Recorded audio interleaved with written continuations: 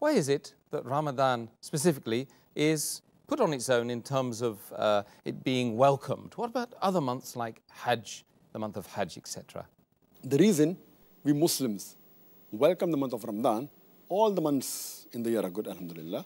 But the reason we specifically welcome the month of Ramadan, because Ramadan is a month of forgiveness. It is a month where I mentioned earlier, our beloved Prophet Muhammad said that the doors of heaven will be opened. The gates of hell will be closed. And the devils will be chained. So because of this reason, this month is welcome. And whatever deed we do, it will be multiplied 10 times. The reward that we get for every deed in this month is 10 times more.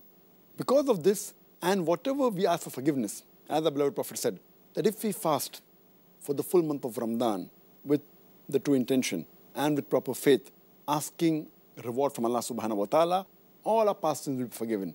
Mentioned in Sahih Bukhari, volume number 3, Book of Fasting, Hadith number 1901. So because of this purpose, this month is welcomed, so that we look forward for our sins to be forgiven and for our deeds to be multiplied, our good deeds to be multiplied. That is the reason specifically we Muslims, we welcome this month of Ramadan.